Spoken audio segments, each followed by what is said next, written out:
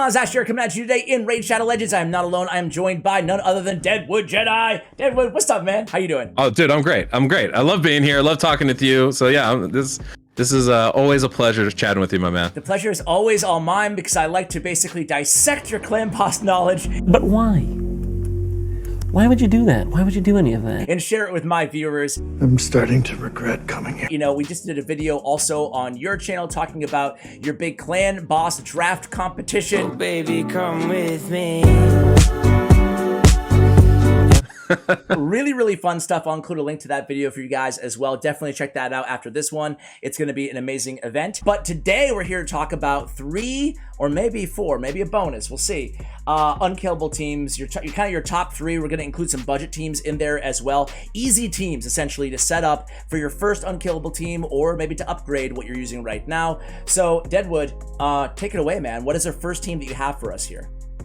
Okay, I think the easiest one to set up and works for a bunch of different difficulties. You don't have to change any gear out. You don't have to swap anything.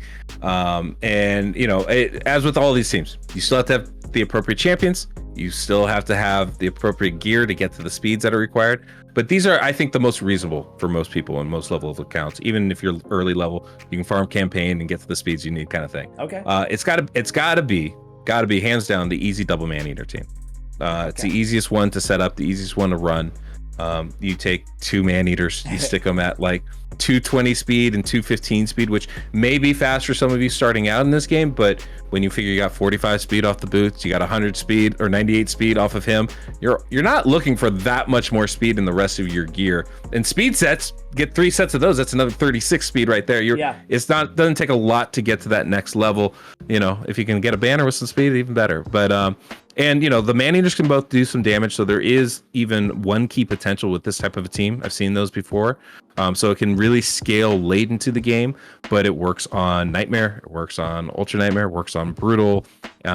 It's a really good team, and you have room for 3 damage dealing champions. So when you're first starting out and you can't put crit rate or crit damage on anybody, all you have to bring is some poisoners, right? Yeah. Toss in, grab 3 Kales and you're set. Like it doesn't take a lot. I was just gonna say, give us some examples. So just a Kale, anybody who's dealing any damage does not matter. Yeah, it's really simple team, right? The only things you got to watch out for are champions that have weird turn meter boost stuff. So like you can't use Ninja for this type of a team, but you know, if you're starting out and trying to build this team, you probably don't have Ninja on your account. We don't talk about Ninja, Deadwood. People get triggered when I talk about Ninja. Sorry. Now. We don't talk about him. I'm sorry. We don't talk about Ninja. No, I'm just joking, man. Can we talk really quickly about Masteries too? I assume this applies to all the teams. Yeah.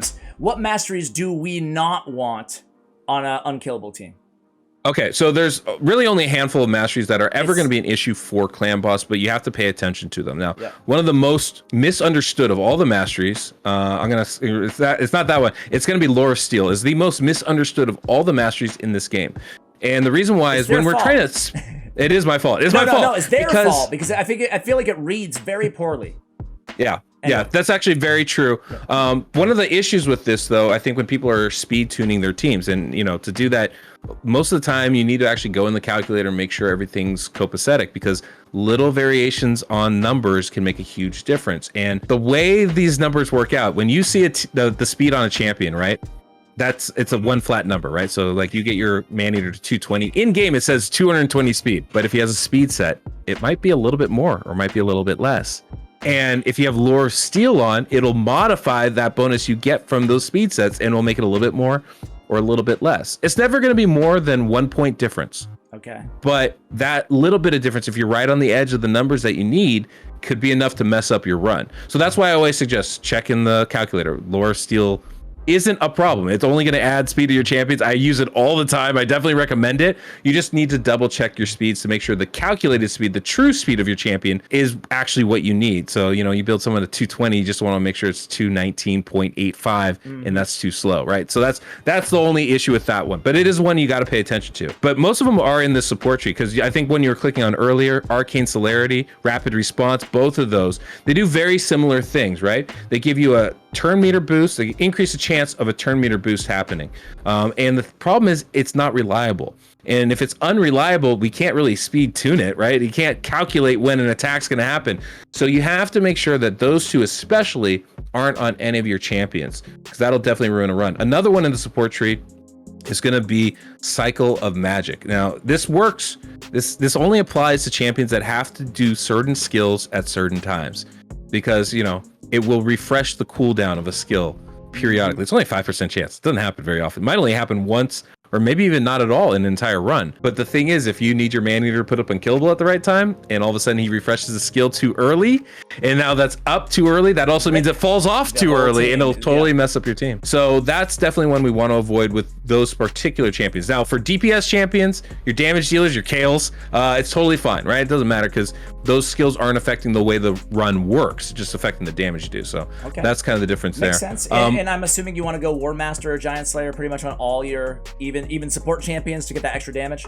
Everybody, because those only matter. It just matters if you hit the boss or not. It doesn't matter how, you know, you don't have to crit. It doesn't matter how hard you hit.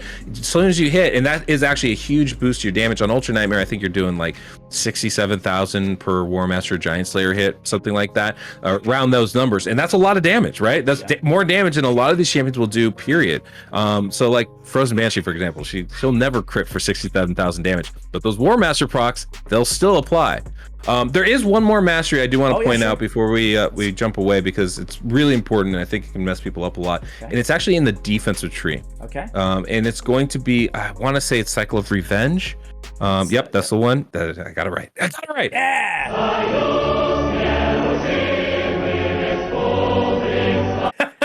So you can see, like, the things that we're looking for that we have to avoid are really that are mainly dealing with turn meter. Now, there are a couple specific cases where other masteries can be an issue. In the offensive tree, there's Life Drinker mastery. If you're having to guide the stun to somebody, and these make these comps a little bit more complicated, but you see this in things like the budget Unkillable and other stuff, and you don't want certain champions to heal at all, Life Drinker will mess that up. So you got to make sure certain champions have it or don't have it, right? That can be important to keep in mind when you're working with somebody like a Valkyrie or a counterattacker like Skull Crusher. Never coming back. Why would you do that? Why would you do any of that? There's a mastery called Cycle of Revenge in the support tree that can actually extend the duration of those buffs. Well, if you need the stun to go to a particular champion, you got to avoid that one too, because you don't want something extending too long and making the clan boss actually avoid who's getting stunned. Those are the problematic ones, right? Those are the ones that are going to be issues for some teams. Like this easy double maneater. So the easiest team, providing you have two maneaters, is going to be double maneater, right? If somebody wants to make a double maneater team, but they only have one maneater, is there anybody who can sub in that spot as the second maneater? Unfortunately, that's just not the way that particular composition works. But all hope is not lost, because we got more teams. No, absolutely. If you only have one maneater, actually, it's a perfect transition. You can always use the most popular team that has ever been created. I think it's very safe to say, because it's so easy to do, even for early game people. And I say easy, it's tricky to make work, but it's easy to run, and it will work even with really bad gear. It's the budget Unkillable. It's a budget Maneater Unkillable team, and this is, I mean, I don't know, that's easily the most popular build I've ever helped to craft. But it is, one Maneater and one Painkeeper, and Maneater of course has that 2-turn block or Unkillable and block debuff, but Painkeeper is what really makes this work, because she will reduce the duration of cooldowns by 1 turn, and so that allows Maneater to be on a 4-turn cooldown, and you basically have one champion go really slow. They take 2 attacks instead of 3 attacks for every clan boss cycle, and what ends up happening is that Unkillable ability stays on them. But of course, Painkeeper is not just about her cooldown. She also brings an awesome healing ability, and by timing that out, you're now able to heal that person that only takes 2 attacks and doesn't have any healing because they don't have Light Drinker on them. Heal them up enough so the clan boss goes, oh, I can kill that person. Because if you have too little HP, actually the clan boss goes, that's Unkillable. I'm not going to do that. I'm going to hit this other guy. Yeah. Okay. It's smarter. It's a smarter boss than we thought it was, but it's got some craft to it. Okay. So so after we have our Painkeeper and our Maneater, how we filling that in? Is there just DPS again? Yeah, exactly. Okay. Now, there's a couple tricks to this particular team, right? Because the stun targeting is really important. You got to have it go to the one person you need. So there's a couple things you would need to make sure. One, that you're avoiding weak affinity champions. Absolutely don't want those as your DPS champions, unless it's going to be your stun target. If you're going to make weak affinity your stun target, that will absolutely work. In fact, I've seen the budget Unkillable team. This is not for everybody, right? This is pretty outlier stuff, but I've seen it do 1 key damage on Ultra Nightmare. Wow. Which is insane. Yeah, but it utilized having Geomancer as a stun target, right? Really great effect. Makes sense. The thing is that, you know, you need the stun target to get stunned, so you can't have weak affinity into the 2 other DPS slots. The way I like to do that is I like actually having a Void champion in that slot, and the ones that I prefer are going to be Ragnar Goldgleam. I think he's an absolute beast of a champion and gets really slept on. You have to turn off his A2 ability, but once you do that, he's got that you know, decreased defense and weaken ability with that A3 that comes up. You know, he cools himself down, so he has that regularly. He's a really good champion, hits really hard. The other one that I really like for this is Rowan. In the Bannerlords. She's fantastic. Multi-hit attacks are getting Giant Slayer. I like the call outs to some, you know, slept on clan boss champions, right? Yeah, she's so big squishy, time. But it doesn't matter, obviously, for Unkillable team, which is great. Actually, for this for Unkillable teams, it doesn't matter. And for this particular team and for this particular role of the stun target, being squishy is helpful. Yes. You want as low defense as possible with a lot of HP. So they don't have maybe crazy HP, but they have really low defense, and that's even more important because you need them to get low HP, so they're taking the stun every single time. And having that defense low, I should say. So in the beginning, when the clan boss is hitting everybody, they're the most vulnerable target because the clan boss likes to hit whoever's weakest out there, right? So definitely, these are 2 of my favorites. Rowan brings a ton of poisons. Love that. She has a multi-hit, so you get that Giant Slayer procs in there, which is really nice. Yeah. Those are my 2 preferred choices, but there's so many options out there for this type of a role. A lot of people like Bulwark. What the fuck is he talking about? The rare champion, it just can extend debuffs duration. A little bit harder to do because he actually has high defense and low HP. So it's kind of like the opposite stat-wise of what you want.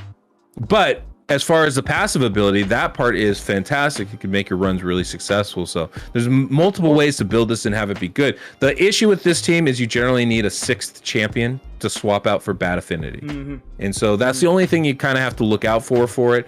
But if you can do that, it can be really strong. Awesome.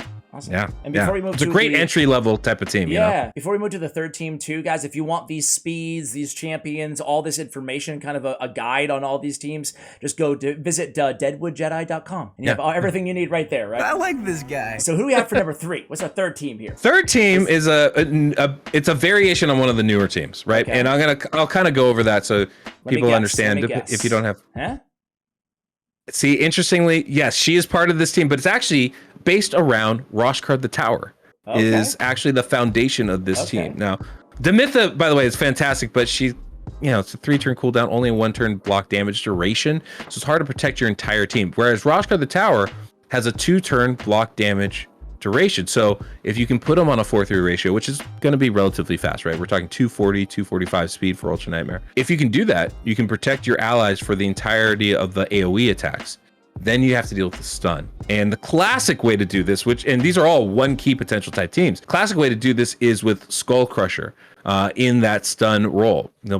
He gives himself an Unkillable, puts a counterattack on all your allies, and can make it so that, you know, he's taking the stun pretty much every single time. And it's a wonderful team. And there's more than a few variations on that on the website.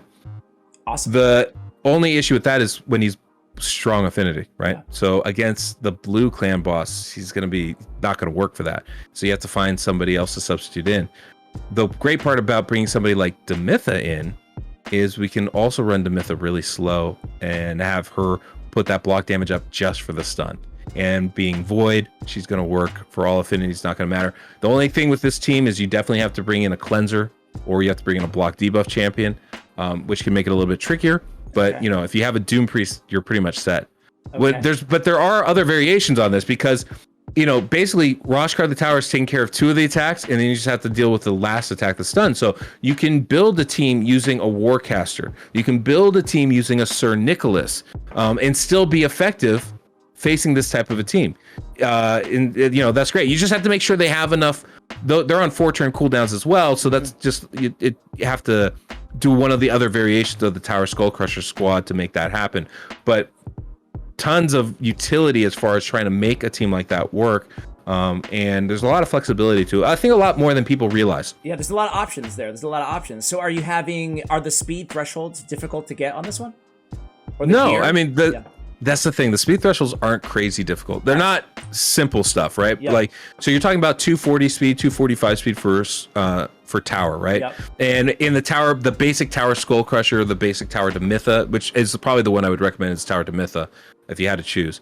But the speeds of everybody else, like your cleanser, I think needs to be 186 or 187, and everybody else is in the 170s. So it's not crazy speeds. And, you know, one of the advantages of actually having people at a faster speed is they're more useful in other content, right? So it's not like you're limited only to clan boss. So that's probably a good thing. If you bring in somebody like a warcaster, or you bring in somebody like a Sir Nicholas, and you have to run a second champion at a 4-3 ratio, the speeds become a little bit faster because now you're running 2 champions at like 240 speed. And can be a little bit that can get a little bit faster, but it's still not, I don't think, crazy numbers for trying to build, you know, the team that can easily do 3 key damage on Ultra Nightmare for you, probably doing 2 key damage for Ultra Nightmare for you, and with the potential to do 1 key, you know, being able to make sure you can get the top chest in Ultra Nightmare and Nightmare every day is massive. It is. As a boost for your account. It's the only way that you can get legendary skill tomes, right? I mean, that and advanced quests or whatever, you know, like a couple other ways, but basically the only consistent way, just spending the resources that you have every day in sacred shards and stuff like that. So books are massively important. A little bit. Massively important, right? A little bit, right? I have no idea what you're talking about. Just like the Bat Eater team, because that's the team that I ran for a long time, right? The Seeker with double Maneater. That's just basically a variation on the first team that we spoke about, correct?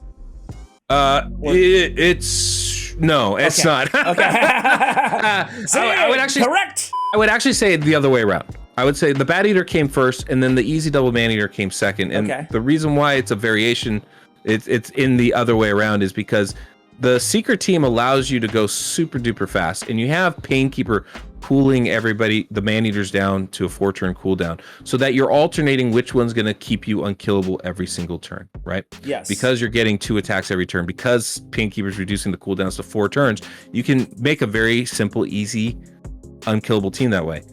After that was out, then all of a sudden it's like, oh, well, maybe we can do a budget team with this. That might have been reversed, but like, you know, there's similarities to how that's working, just like there's similarities to how the easy double Maneater is working, right? Instead of going super fast, what we've done is we slowed down the Maneaters. They're taking 5 turns for every 4 turns the clan boss takes, right? So basically what happens is they do 3 turns normally, and then one of them takes a double turn. And on that last part where he goes last, he puts on Unkillable. Everybody takes a single turn. And then the other Maneater takes that double turn and has that Unkillable actually at the end, right? And so that's how you're able to stretch that Unkillable ability out and keep everybody alive. And after having talked about that for 10 minutes, I realized, yeah, you're right. It's basically a variation of the first team we talked about. You're not wrong at all. It's basically the same team. Well, I guess my follow-up then would be, so do you prefer, because to me, just having a budget double Maneater with 3 DPS would just be better than a Bat Eater, but is that not the case just because of the sheer speed? Well, you know, the thing you always have to 2 things that we have to keep in mind. One is that more attacks means more damage, right? So when you go at a 2-1 ratio, this is why those fast teams are so popular. Gotcha. You're just getting so much more damage. On top of that, there's, you know, the other part of that is that Maneater can do good damage if you build them up for it, right? Your DPS obviously can do good damage, and also you can put your DPS in the Bat Eater team in Relentless gear. Yes. Really crazy. And you can't do that for, I don't like, hardly any other builds. Yeah, and I ran Jintoro on that team for a while, and he was just insane in Relentless too because of this Onus range ability. Yeah, it was he's great. Yeah. I totally see that. But you know, an interesting team. There is another team that you can run Relentless on to good effect too. Okay. It's a demytha team. This is one that I almost thought to bring up anyway. Okay. But it's a very it's the simplest of the demytha teams to do. It's a double demytha team, right? So you have 2 demythas, and you're doing almost exactly the same thing you were doing with the Maneaters, right? You're having them going on a 3-2 ratio because of her cooldowns are different. But they take a double turn, then a single turn, then a double turn, then a single turn. And they're alternating like that. Now, the reason why I wasn't going to bring this up initially is it's a little bit hard to stay affinity friendly. You still can utilize a Doom Priest to really good effect.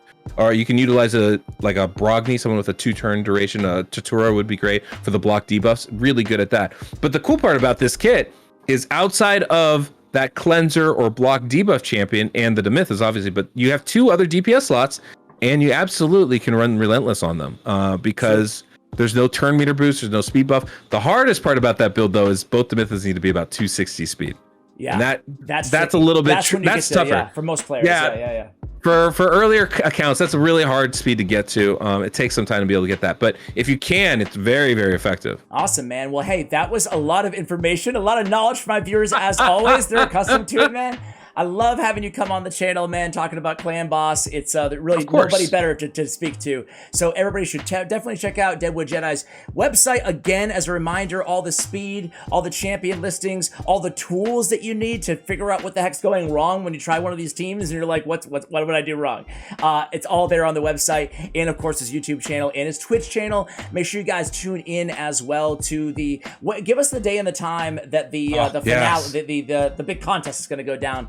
Clan Boss Creator Contest. Yeah. Absolutely. Yeah, we got that draft Friday, the 27th. It's probably going to be a few hours after this thing goes live. Yeah. But Friday the 27th with Hell Hades Scratch Plays. We got Cold Brew Game. We got YST. Yeah. It's going to be on my Twitch channel. That's going to be 10 a.m. Pacific time, 5 p.m. UTC. So if you live in London, just in time for dinner. If you're in New York City, right after lunch. It's perfect timing for everybody. And if you're in Australia, it's some time I don't know. Yeah, you're probably asleep, but well, yeah, but that's when we'll be doing it. That's really good. You know, we had 1,500 people come out for the draft itself. What? Yeah, Plarium, you know, they dropped a Twitter thing and stuff. It was awesome. It's been great. That is awesome. It's really, really cool event. We talk a lot more about that in the video that we just recorded on your channel as well. So I will go ahead and leave that in the description below for you guys. And we really break down the draft a little bit, talk about our favorite teams. So make sure you go ahead and check that out right now. Deadwood, thanks again, man. Oh, dude, Ash, every time, anytime, my friend. It's a pleasure hanging out with you, always. Thank you. I appreciate it, guys. I appreciate you for watching until the end of the video. Thank you. And as always, take care, guys.